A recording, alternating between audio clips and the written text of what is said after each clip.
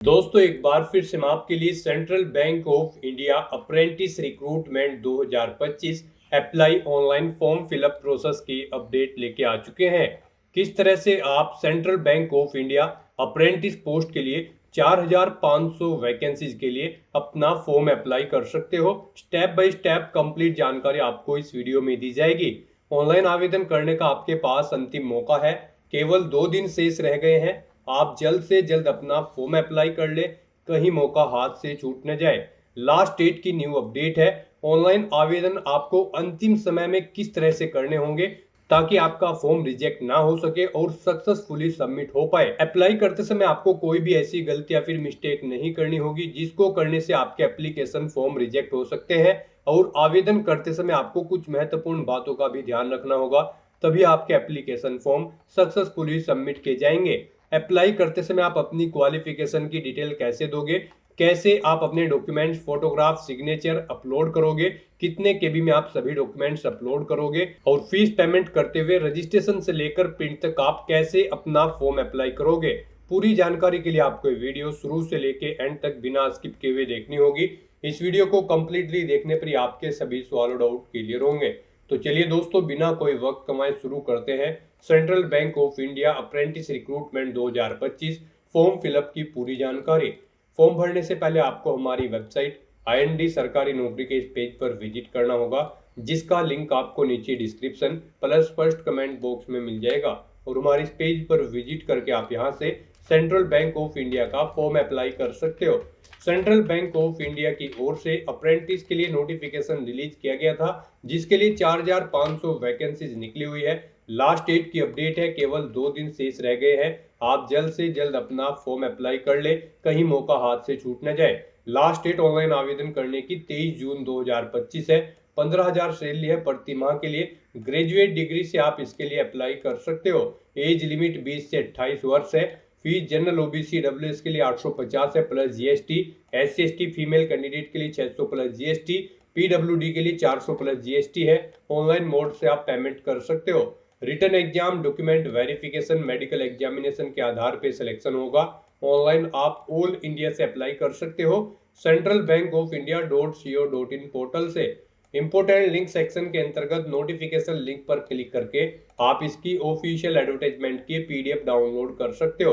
Apprentice की notification है, PDF को आपको स्क्रॉल डाउन करते हुए सबसे पहले अपनी इंपोर्टेंट डेट चेकआउट कर लेनी होगी। उसके बाद में यहाँ पर एलिजिबिलिटी क्राइटेरिया की डिटेल दी गई है। नेशनलिटी या सिटीजनशिप, एज लिमिट आप चेकआउट कर सकते हो। क्वालिफिकेशन की डिटेल, एज लिमिट के अंतर्गत आप देख सकते हो किस कैटेगरी को कितनी एज रिलैक्सेशन आयु सीमा में छूट मिल रही है, वो जानकारी आप चेकआउट कर सकते हो। यहाँ पर आपको सिलेक्शन क्राइटेरिया के अंतर्गत एग्जामिनेशन, ऑनलाइन एग्जामिनेशन पैटर्न की पूरी डिटेल दे दी गई है। एग्जामिनेशन पैटर्न के साथ में आप यहाँ पर पूरा सिलेबस भी रीड आउट कर सकते हो सब्जेक्ट वाइज। और यहाँ पर आपको फीस पेमेंट की इंफॉर्मेशन दी गई, किस कैटेगरी को कैसे फीस पेमेंट करना होगा और कितनी यहाँ पर फीस पेमेंट करनी होगी। इसी तरह से कुछ यहाँ पर गाइडलाइंस दी गई है आपको ऑनलाइन एप्लीकेशन फॉर्म फिल करने के लिए। इस गाइडलाइंस को आप रीड आउट कर सकते हो और अप्लाई कर सकते हो। डॉक्यूमेंट्स की लिस्ट दी गई है और किन कारणों से आपका फॉर्म रिजेक्ट हो सकता है वो आप यहाँ से चेकआउट कर सकते हो। जी हाँ दोस्तों, यहाँ पर स्क्रॉल डाउन करते हुए इसमें आपको वैकेंसीज की भी इंफॉर्मेशन दे दी गई है। यहाँ पर आपको इसमें state wise, category wise vacancies की कंप्लीट जानकारी दी गई है और एग्जामिनेशन सेंटर की लिस्ट भी आप चेकआउट कर सकते हो। हाउ टू अप्लाई का भी कंप्लीट प्रोसीजर आपको दिखाया गया है। तो ऑनलाइन आवेदन करने से पहले आपको नोटिफिकेशन की PDF पूरा पढ़ना अनिवार्य है। इसको पूरा पढ़ने से आपके सभी सवाल और डाउट क्लियर होंगे। PDF रीड आउट करने के बाद में आपको अप्लाई ऑनलाइन लिंक पर क्लिक करना होगा, तो आपके सामने ऑनलाइन आवेदन करने का ये ऑफिशियल पोर्टल ओपन हो जाएगा। गाइस, यहाँ पर आने के बाद आपको रेगुलर स्टूडेंट के इस ऑप्शन पर क्लिक करना है। उसके बाद यहाँ पर आपके सामने कुछ इस तरह से इंटरफेस शो होगा। अब यहाँ पर आने के बाद अगर आपने पहले से रजिस्ट्रेशन कर रखा है तो आपको स्टूडेंट लॉगिन के इस ऑप्शन पर क्लिक करते हुए अपनी ईमेल आईडी और पासवर्ड एंटर करते हुए अपने डैशबोर्ड में लॉगिन कर लेना है और फिर आपको अपना फॉर्म अप्लाई करना है। और अगर आप इस पोर्टल के थ्रू फर्स्ट टाइम अप्लाई करने जा रहे हो किसी भी भर्ती के लिए, तो सबसे पहले यहाँ पर आपको अपना रजिस्ट्रेशन करना होगा। उसके लिए आपको स्टूडेंट रजिस्ट्रेशन के इस ऑप्शन पर क्लिक कर देना है। नेक्स्ट यहाँ पर आपके सामने कुछ इस तरह से इंटरफेस ओपन होगा। यहाँ पर रजिस्ट्रेशन करने से पहले आपको कुछ चीज़ें दी गई हैं, ये चीज़ें आपके पास होनी अनिवार्य है रजिस्ट्रेशन करने से पहले, जैसे कि आपके पास आपका आधार कार्ड होना चाहिए, कोई पर्सनल वैलिड ईमेल आईडी होनी चाहिए, आपके पास एक मोबाइल नंबर होना चाहिए, पासपोर्ट साइज फोटो होना चाहिए, जेपीजी फॉर्मेट में 1 MB से कम उसका साइज होना चाहिए, आपके पास Aadhaar seeded mapped bank account detail होनी चाहिए, क्वालिफाइंग डिग्री होनी चाहिए, प्रोविजनल सर्टिफिकेट और उसका फॉर्मेट PDF होना चाहिए, 1 MB से कम उसका साइज होना चाहिए। फर्स्ट पेज होना चाहिए आपकी बैंक पासबुक का या फिर बैंक अकाउंट स्टेटमेंट आपके पास होनी चाहिए, PDF फॉर्मेट में आपकी ये फाइल होनी चाहिए, 1 MB से कम उसका साइज होना चाहिए। फिर यहाँ पर आपसे पूछा गया कि ऊपर जो ये डाटा दिया गया है आपके पास ये चीजें हैं, तो यहाँ पर आपको येस ऑप्शन सेलेक्ट करना है। उसके बाद आपके सामने कुछ इस तरह से इंटरफेस ओपन होगा। अब यहाँ पर आने के बाद आपको अपना मोबाइल नंबर एंटर करना है, अपनी ईमेल आईडी आपको एंटर करनी है, ये कैप्चा कोड का आंसर आपको यहाँ पर देना है और उसके बाद गाइज आपको यहाँ पर सेंड OTP के इस ऑप्शन पर क्लिक कर देना है। उसके बाद आपके रजिस्टर्ड मोबाइल नंबर और ईमेल आईडी पर OTP गए हैं, वो OTP आपको यहाँ पर एंटर करने हैं और उसके बाद गाइज यहाँ पर आपको वेरीफाई OTP के इस ऑप्शन पर क्लिक करके अपना मोबाइल नंबर और ईमेल आईडी को वेरीफाई कर लेना है। नेक्स्ट आपके सामने कुछ इस तरह से इंटरफेस ओपन होगा। अब यहाँ पर आपको अपना रजिस्ट्रेशन कंप्लीट कर लेना है। सबसे पहले यहाँ पर आपसे पूछा गया है कि क्या आपने यहाँ पर अप्रेंटिसशिप प्रोग्राम की पहले से ट्रेनिंग ले रखी है, तो यहाँ पर आपको नो ऑप्शन सेलेक्ट करना है। उसके बाद यहाँ पर आपसे पूछा गया है कि क्या आपको वर्क एक्सपीरियंस है 1 साल का या फिर इससे ज़्यादा, तो यहाँ पर भी आपको नो ऑप्शन सेलेक्ट करना है। उसके बाद यहाँ पर आपसे पूछा गया है कि आपने यहाँ पर अपनी एजुकेशन कैसे पास आउट की है, डिस्टेंट, पार्ट टाइम या फिर रेगुलर, आप अपने कोडिंग ऑप्शन सेलेक्ट करें। फिर यहाँ पर आपको अपना नाम एंटर करना है अपने आधार के अकॉर्डिंग। उसके बाद यहाँ पर आपको अपनी डेट ऑफ बर्थ इस कैलेंडर में से सिलेक्ट कर लेनी है। फिर गाइज यहाँ पर आपको अपना जेंडर सेलेक्ट करना है। उसके बाद यहाँ पर आपको अपनी कैटेगरी सिलेक्ट करनी है। फिर यहाँ पर आपको अपना आधार नंबर मेंशन करना है। उसके बाद यहाँ पर आपको अपना आधार कार्ड अपलोड करना है। ये PDF फॉर्मेट में होना चाहिए, 1 MB से कम उसका साइज होना चाहिए। उसके बाद यहाँ पर आपको अपना स्टेट सेलेक्ट करना है। फिर आपको अपना डिस्ट्रिक्ट यहाँ पर सेलेक्ट कर लेना है। फिर यहाँ पर आपको इंस्टीट्यूट का नाम सेलेक्ट करना है जिससे आपने अपनी क्वालिफिकेशन पास आउट की है, और अगर इस लिस्ट में उसका नाम नहीं है तो यहाँ पर आप अदर ऑप्शन सेलेक्ट कर सकते हैं। उसके बाद यहाँ पर गाइज आपको अपनी एजुकेशन का टाइप सेलेक्ट करना है। आपके पास डिप्लोमा इन इंजीनियरिंग या फिर टेक्नोलॉजी है, डिप्लोमा इन जनरल स्ट्रीम है, ग्रेजुएट इन इंजीनियरिंग या फिर टेक्नोलॉजी है, या फिर ग्रेजुएट इन जनरल स्ट्रीम है। आप अपने अकॉर्डिंग यहाँ पर अपनी एजुकेशन का टाइप सेलेक्ट करें। उसके बाद यहाँ पर आपको अपने कोर्स का नाम सेलेक्ट कर लेना है अपनी एजुकेशन टाइप के अकॉर्डिंग। उसके बाद यहाँ पर आपको अपना स्पेशलाइजेशन सेलेक्ट करना है। फिर यहाँ पर आपको स्टूडेंट ID यानी कि अपनी ID यूनिक रजिस्ट्रेशन या फिर रोल नंबर एंटर करना है। पासिंग ईयर आपको यहाँ पर सेलेक्ट करना है। पासिंग मंथ यहाँ पर आपको सिलेक्ट कर लेना है। फिर यहाँ पर आपको अपनी परसेंटेज एंटर करनी है, कितने % मार्क्स आपने यहाँ पर अपनी इस डिप्लोमा या फिर डिग्री में ऑब्टेन किए हैं, और अगर CGPA में है तो उसे कन्वर्ट करके यहाँ पर आप परसेंटेज में ही अपने मार्क्स की डिटेल प्रोवाइड कराएंगे। उसके बाद आपको इस पेज को नीचे स्क्रॉल डाउन करना है। फिर यहाँ पर आपको अपना पासवर्ड क्रिएट करना है। यहाँ पर आपका पासवर्ड अल्फा न्यूमेरिक फॉर्मेट में होना चाहिए। मीन्स आपके पासवर्ड में कम से कम एक अपर केस कैरेक्टर, एक लोअर केस कैरेक्टर, एक इंटीजर नंबर, एक स्पेशल कैरेक्टर जैसे कि @ या फिर $, होना चाहिए। तो इस फॉर्मेट में यहाँ पर आपको अपना पासवर्ड रेडी करना है। वही पासवर्ड आपको कंफर्म पासवर्ड फील्ड में एंटर करना है। फिर यहाँ पर आपको इस कैप्चा कोड का आंसर यहाँ पर एंटर करना है, और उसके बाद गाइज यहाँ पर आपको सबमिट के इस ऑप्शन पर क्लिक कर देना है। इस तरह से यहाँ पर आपका रजिस्ट्रेशन सक्सेसफुली कंप्लीट हो जाएगा। आपकी ईमेल आईडी पर एक कंफर्मेशन लिंक सबमिट किया गया है। कुछ इस तरह से आपको यहाँ पर ये लिंक मिलेगा, आपको इस लिंक पर क्लिक कर देना है।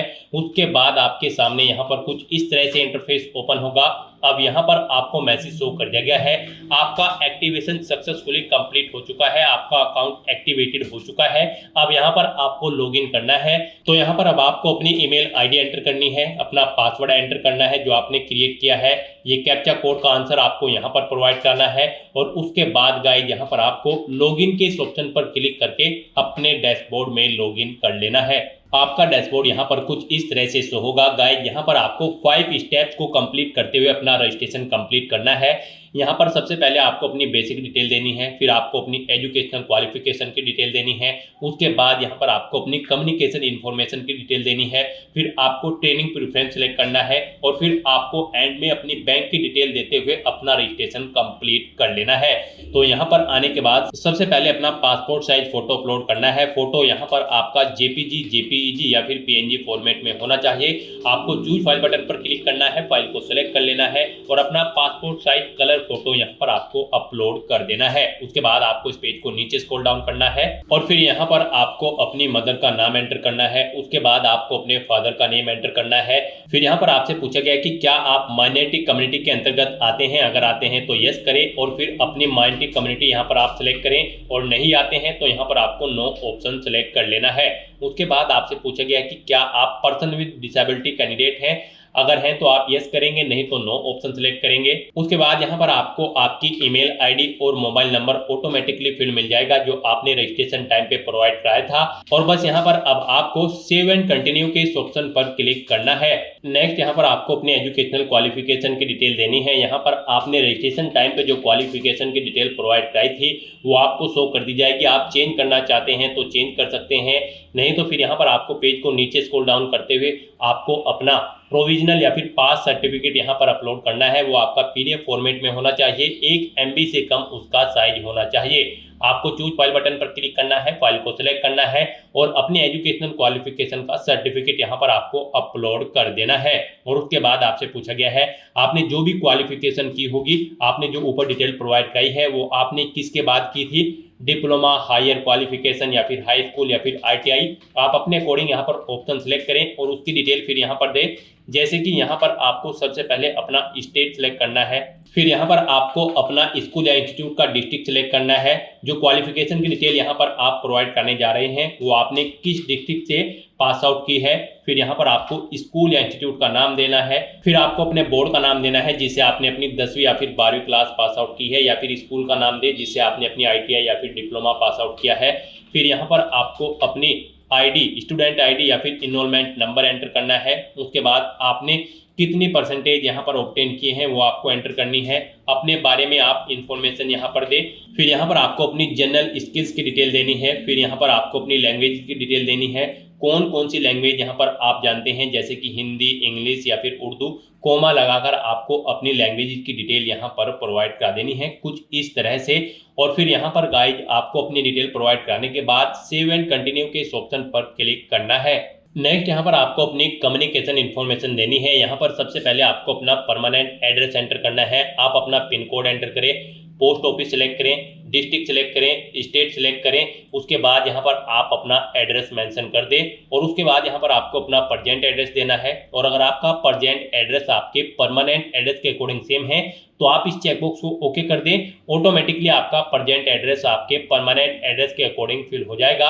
उसके बाद गाइस यहाँ पर आपको सेव एंड कंटिन्यू के इस ऑप्शन पर क्लिक कर देना है। नेक्स्ट यहाँ पर आपको अपनी ट्रेनिंग प्रेफरेंस देनी है।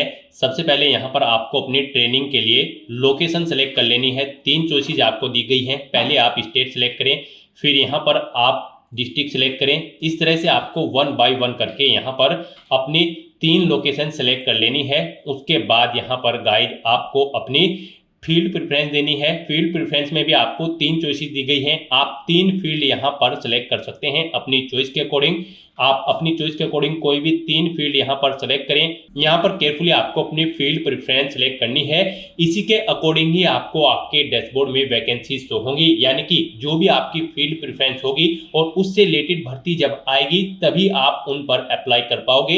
इन फील्ड प्रेफरेंसेस से अलग अगर आपकी भर्ती कोई निकलेगी अप्रेंटिस की तो फिर आपके सामने वहां पर वैकेंसी शो नहीं होगी। आपकी फील्ड प्रेफरेंस से अलग जो भी भर्तियां होंगी उन पर आप अप्लाई नहीं कर पाओगे। तो यहाँ पर आपको अपनी क्वालिफिकेशन के अकॉर्डिंग फील्ड प्रेफरेंस देनी है। 3 फील्ड प्रेफरेंस यहाँ पर आपको देनी है। गाइस यहाँ पर आपको फील्ड प्रेफरेंस की इस फील्ड में आकर केयरफुली अपनी फील्ड प्रेफरेंस सेलेक्ट करनी है। अगर आप बैंक सेक्टर की भर्तियां अपने डैशबोर्ड में देखना चाहते हैं तो यहाँ पर आपको प्रीफर्ड फील्ड फर्स्ट में banking and finance option select करना होगा और फील्ड 2 और फील्ड 3 में आप अपनी चॉइस के अकॉर्डिंग कोई भी फील्ड प्रेफरेंस यहाँ पर सेलेक्ट करें।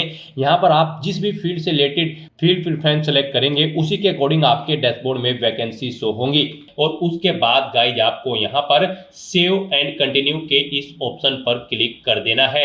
नेक्स्ट यहाँ पर आपको अपनी बैंक डिटेल देनी है। यहाँ पर आने के बाद सबसे पहले आपको अपने बैंक का IFSC कोड एंटर करना है, फिर उसके अकॉर्डिंग यहाँ पर आपको बैंक ब्रांच नेम मिल जाएगा और आपके बैंक का नेम यहाँ पर आपको ऑटोमेटिकली मिल जाएगा। उसके बाद यहाँ पर आपको बैंक अकाउंट होल्डर का नाम देना है, यानी आपको आपका नाम देना है जो आपके बैंक के अकाउंट में है। उसके बाद आपको यहाँ पर अपना बैंक अकाउंट नंबर देना है। फिर गाइज यहाँ पर आपको अपनी पासबुक अपलोड करनी है, या फिर अगर आपका करंट अकाउंट है तो फिर यहाँ पर आपको अपनी स्टेटमेंट अपलोड कर देनी है। वो यहाँ पर आपके PDF फॉर्मेट में होने चाहिए। आपको चूज फाइल बटन पर क्लिक करना है, फाइल को सेलेक्ट कर लेना है और अपनी पासबुक या फिर बैंक स्टेटमेंट यहाँ पर आपको अपलोड कर देनी है। और उसके बाद गाइज आपको यहाँ पर सेव एंड प्रीव्यू के इस ऑप्शन पर क्लिक कर देना है। नेक्स्ट यहाँ पर आपको आपके रजिस्ट्रेशन का पूरा प्रीव्यू शो कर दिया गया है। आपको सभी डिटेल्स केयरफुली चेकआउट करनी है, पेज को नीचे स्क्रॉल डाउन करना है, इस चेकबॉक्स को आपको ओके करना है। और यहाँ पर अगर कोई मिस्टेक है तो आप एडिट के इस ऑप्शन पर क्लिक करके अपने रजिस्ट्रेशन फॉर्म में आप एडिट कर सकते हो। सभी चीजें ओके हैं तो आप प्रिंट के ऑप्शन पर क्लिक करके अपने रजिस्ट्रेशन फॉर्म का एक हार्ड कॉपी प्रिंट आउट ले सकते हो। और फिर गाइज यहाँ पर आपको फाइनल सबमिट के इस ऑप्शन पर क्लिक कर देना है। नेक्स्ट आपको आपके डैशबोर्ड में डायरेक्ट कर दिया जाएगा। यहाँ पर आपको एक इनरोलमेंट ID प्रोवाइड करा दी गई है। आपको इसे केयरफुली नोट डाउन करके रख लेना है फ्यूचर यूज के लिए। और ये ID आपकी रजिस्टर्ड ईमेल ID पर भी सबमिट कर दी गई है। यहाँ पर आपका NATS के पोर्टल पर रजिस्ट्रेशन सक्सेसफुली कंप्लीट हो चुका है। फिर यहाँ पर आपको आपका डैशबोर्ड कुछ इस तरह से शो होगा। यहाँ पर आपको AI अप्रेंटिसशिप ओपनिंग का सेक्शन दिया गया है। आपको इस पेज को नीचे स्क्रॉल डाउन करना है और यहाँ पर सेंट्रल बैंक ऑफ इंडिया की इस भर्ती में अप्लाई करने के लिए अप्लाई अगेंस्ट एडवर्टाइज वैकेंसीज के इस सेक्शन में आ जाना है। गाइस यहाँ पर आने के बाद जब आप यहाँ पर अपना डैशबोर्ड चेक करेंगे तो आपको आपके डैशबोर्ड में यहाँ पर सेंट्रल बैंक ऑफ इंडिया का कुछ इस तरह से कॉलम मिल जाएगा। यहाँ से आप सभी डिटेल्स इस भर्ती के रिगार्डिंग चेकआउट कर सकते हो और अप्लाई कर सकते हो। यहाँ पर आप चेकआउट कर सकते हो सेंट्रल बैंक ऑफ इंडिया में अप्रेंटिस के 4500 खाली पदों को भरने के लिए भर्ती होने जा रही है। आप 23 जून 2025 तक अपने फॉर्म अप्लाई कर सकते हो। यहाँ पर आप व्यू के इस ऑप्शन पर क्लिक करके इस भर्ती के रिगार्डिंग सभी डिटेल्स व्यू कर सकते हो। और अप्लाई करने के लिए गाइड यहाँ पर बस आपको सिंपली अप्लाई के इस ऑप्शन पर क्लिक करते हुए अप्लाई कर लेना है। जैसे ही आप इस बटन पर क्लिक कर लेंगे तो यहाँ पर आप सेंट्रल बैंक ऑफ इंडिया की इस भर्ती के लिए अप्लाई कर लोगे। सिंपल टास्क है, आपको कुछ नहीं करना है, बस यहाँ पर आपको अप्लाई के इस बटन पर क्लिक करना है और उसके बाद गाइस यहाँ पर आप चेकआउट कर सकते हो। यहाँ पर जब आप अप्लाई के बटन पर क्लिक कर देंगे तो आपके सामने यहाँ पर शो हो जाएगा अप्लाइड, अप्लाई का बटन अप्लाइड हो जाएगा, यानी कि आप इस भर्ती के लिए सक्सेसफुली अप्लाई कर चुके हो। गाइस यहाँ पर आपको ये भर्ती तभी शो होगी जब आपने फील्ड प्रेफरेंस देते हुए NATS के पोर्टल पर जब आप रजिस्ट्रेशन कर रहे थे, वहां पर जब फील्ड प्रेफरेंस आपसे पूछा गया था तो वहां पर जब आपने banking and finance field select की होगी तभी आपके डैशबोर्ड में आपको ये वैकेंसी शो होगी, अदरवाइज आपके डैशबोर्ड में ये वैकेंसी शो नहीं होगी।